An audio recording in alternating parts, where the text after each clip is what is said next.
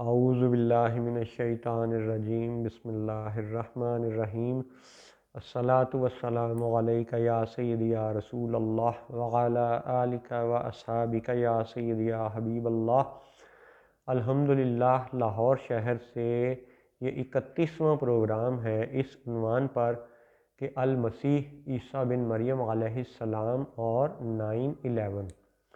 آج بروز ہفتہ 3 صفر المظفر 1443 ہجری اور 11 ستمبر 2021 عیسوی ہے۔ چونکہ یہ 9/11 ہے، اس لیے اس حقیر کا یہ خیال ہے کہ آج کی دن کی نسبت سے کچھ زیادہ باتیں مسلمان بچوں کو بتائی جائیں۔ تو اس لیے اب یہ آج ہی کے دن میں تیسرا پروگرام ہے اور بات ہو رہی ہے دجال کی۔ فتنہ دجال کے حوالے سے یاد رہے کہ دجال یروشلم کا حاکم ہوگا۔ یروشلم میں قبلہ اول ہے، تو پھر یہ مانو، جان لو، سمجھ لو کہ قبلہ اول کا حاکم بھی اگر جھوٹ بولے گا، مسیح الدجال ہوگا، تو پھر باقی حکمران بھی امت کو دھوکہ دیں گے۔ تو اب باقی حکمرانوں کا تو ہم نے کلمہ نہیں پڑھا ہوا، ہم نے تو مدینے کے اس حکمران کا کلمہ پڑھا ہوا ہے جن کا نام محمد الرسول اللہ ہے صلی اللہ علیہ وآلہ وسلم۔ تو اب یہ بات ہو رہی تھی کہ یروشلم میں دجال کا دارالحکومت بن چکا ہے، ٹھیک ہے، اور یہ بھی سب کلمہ کو مانتے ہیں کہ وہ دجال مدینے پہ حملہ آور ہوگا۔ اس روایت کو سنی، شیعہ، وہابی، دیوبندی سب مانتے ہیں۔ تو آج کے اس پروگرام کا 31ویں پروگرام کا یعنی مرکزی خیال یہ ہے کہ شیعوں کی بارگاہ میں، شیعوں کی یعنی خدمت میں، ان کی مجلس میں کچھ ایسی باتیں پیش کی جائیں کہ اگر اللہ نے چاہا ان کو سمجھ آ جائے اور ان کے دل بدل جائیں تو شاید ہم آنے والے اپنی خانہ جنگی کے اس بڑی آزمائش سے بچ جائیں۔ یاد رہے کہ ہفتہ والے جس طرح جمعہ اور اتوار والوں کو لڑا رہے ہیں، یعنی مسلمانوں اور عیسائیوں کو، جمعے والوں کو، اتوار والوں کو بیچ میں ہفتے والے لڑوا رہے ہیں، اسی طرح مسلمانوں کے اندر، ٹھیک ہے، وہ شیعہ سنی فساد بھی کھڑا کرنا چاہتے ہیں۔ اس پہ آپ کو سوشل میڈیا پہ CIA کے حوالے سے، رشین نیوز چینلز کے حوالے سے، چائنیز نیوز چینل کے حوالے سے، ترکی نیوز چینل کے حوالے سے آپ کو بہت کچھ مل جاتا ہے اور ابھی بھی دستیاب ہے۔ لیکن اس حقیر کا خیال ہے کہ یہ حقیر چند باتیں آپ کو ایک مختلف زاویے سے پیش کرنا چاہتا ہے۔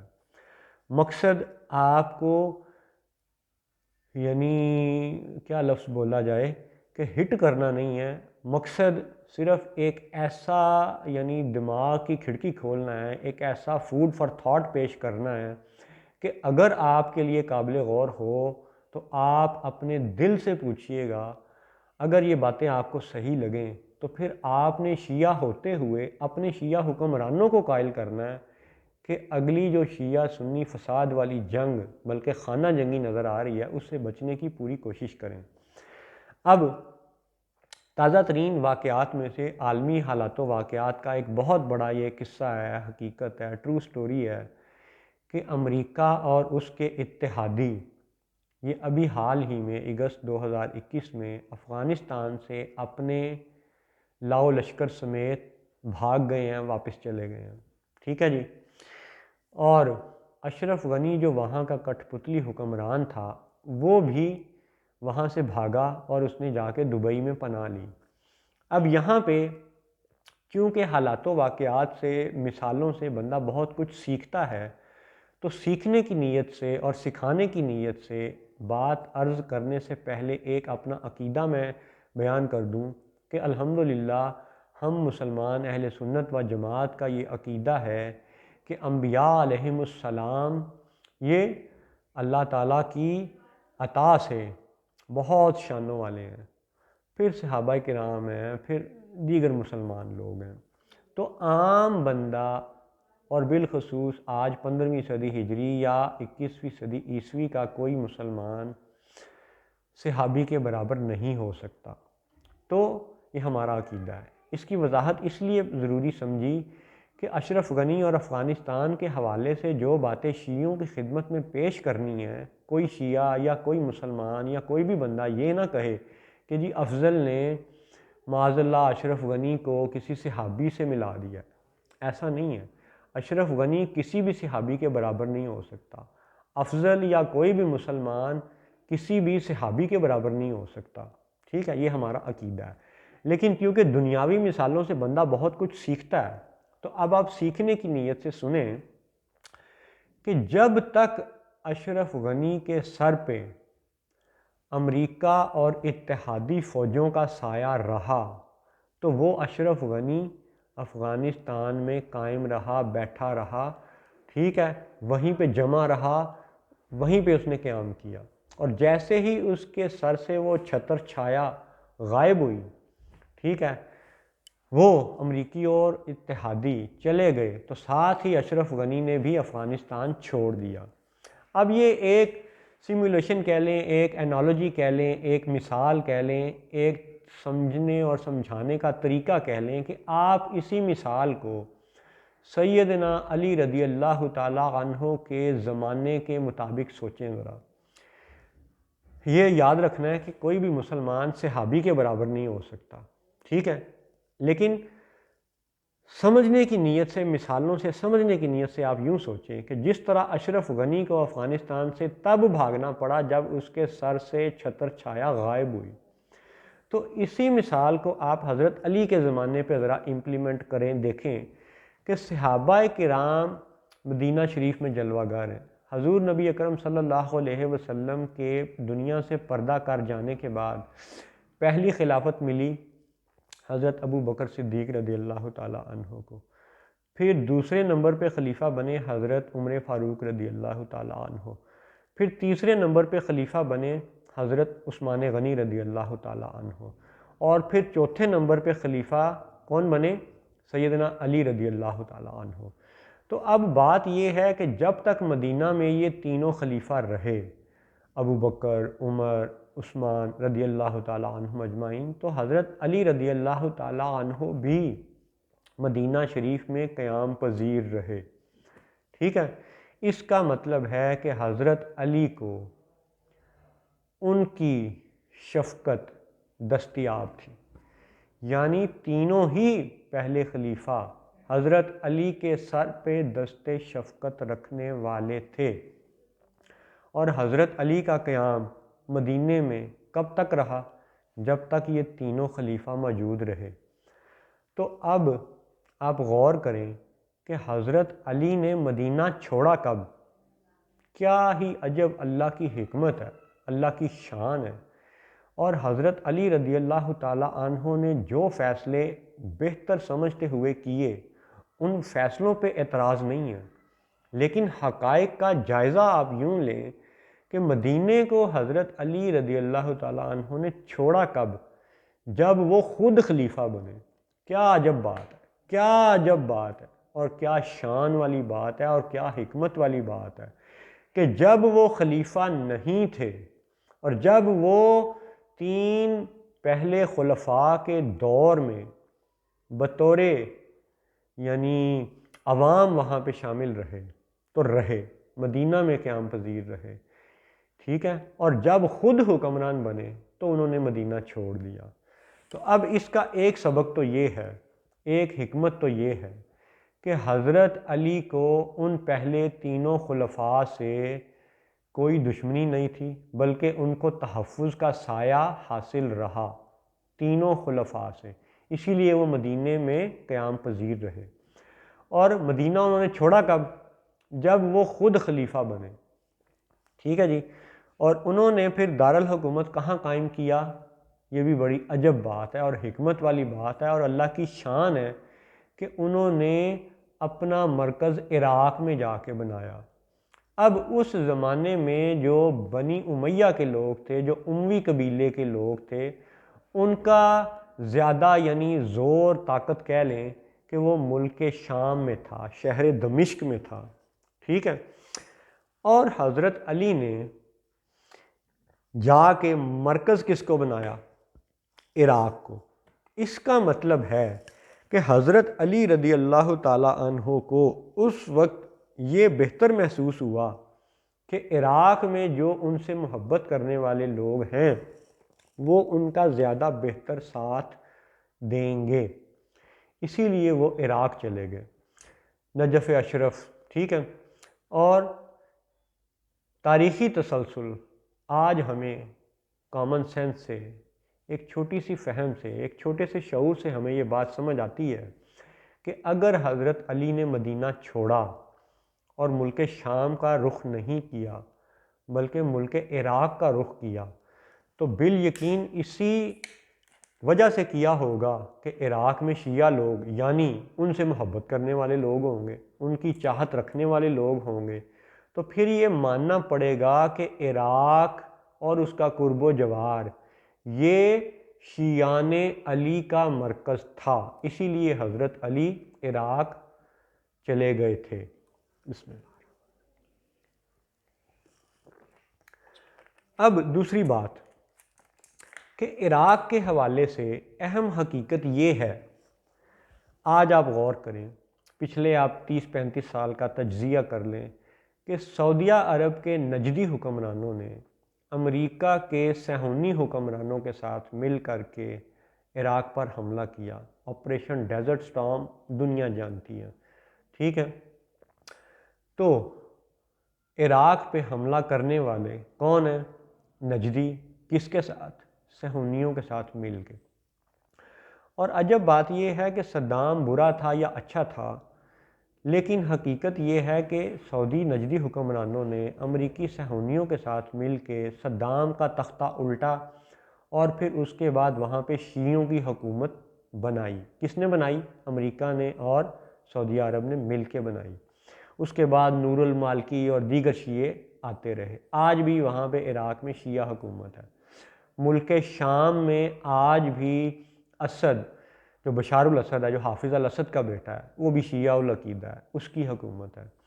یعنی شام شیعہ حکومت، عراق شیعہ حکومت، اس کے ساتھ ایران شیعہ حکومت، ٹھیک ہے۔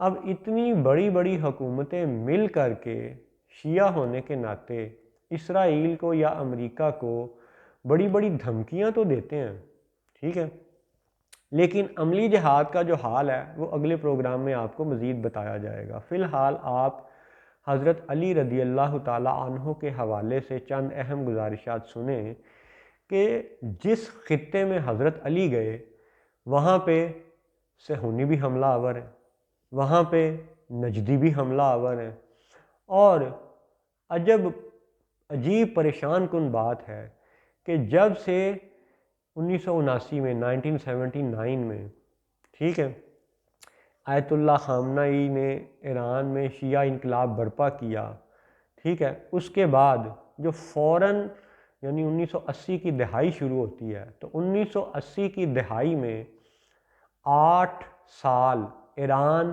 عراق پہ حملہ آور رہا۔ اب یہ کیا عجب بات ہے کہ وہ عراق جس کو حضرت علی نے اپنے چاہنے والوں کی وجہ سے اتنا یعنی اس زمانے کے حساب سے محفوظ سمجھا کہ آپ نے مدینے کو چھوڑ کے عراق کو اپنا مرکز بنایا، اس کا مطلب ہے کہ عراق میں حضرت علی کو چاہنے والے موجود تھے۔ تو پھر اسی حوالے سے واقعہ کربلا بھی دوبارہ سے قابل غور ہے کہ حضرت امام حسین رضی اللہ تعالی عنہ کو کوفے والوں نے خط لکھ کے بلوایا تھا کہ آ جائیں جی، سب ٹھیک ہے، صحیح ہے۔ تو اس کا مطلب ہے کہ واقعہ کربلا کی بھی ایک تحقیق دوبارہ سے ضروری ہے۔ فی الوقت آپ یہ غور کریں کہ ایران اور عراق جنگ 1980 سے 1988 تک جاری رہتی ہے، اور ایران عراق پہ حملہ کرتا ہے، اور کس اسلحے سے کرتا ہے؟ وہ اسلحہ جو رضا شاہ پہلوی کے دور میں امریکہ سے ایران کو ملا تھا، وہی اسلحہ ایران کے شیعہ انقلاب والے جو پاسداران ہیں وہ اسی امریکی اسلحے کو لے کے عراق پہ حملہ کرتے ہیں۔ تو کیا یہ سملیرٹیز عوام الناس کے لیے قابل غور ہیں؟ کہ عراق کی ایک اہم بات یہ بھی ہے کہ حضرت ابراہیم علیہ السلام کا جو جائے پیدائش ہے وہ حدیث اور روایات کی کتب سے معلوم ہوتا ہے کہ وہ بابل کی وادی یعنی عراق میں تھا۔ حضرت ابراہیم کی پیدائش، بعد میں وہ فلسطین میں منتقل ہو گئے تھے اور بعد میں پھر مکہ بھی آتے جاتے رہے، حضرت اسماعیل کو وہیں پہ چھوڑ گئے تھے، ٹھیک ہے جی، اماں ہاجرہ کو وہیں پہ چھوڑ گئے تھے۔ تو اب جو صہیونی ہے وہ عراق اور دریائے فرات کے حوالے سے عراق پہ حملہ آور ہیں، ٹھیک ہے، اور جو نجدی ہیں وہ آپریشن ڈیزرٹ سٹارم کے اس معاملے میں امریکی صہیونیوں کے ساتھ مل کر کے عراق پہ حملہ آور ہیں۔ اور حیرت ہے کہ جو شیعہ ہیں جو حضرت علی کی ذات کا اس قدر یعنی وہ احترام کرتے ہیں کہ انہوں نے اذان میں بھی علی ولی اللہ کا جملہ شامل کر رکھا ہے، تو وہی شیعہ وہ بھی عراق پہ حملہ کرتے ہیں۔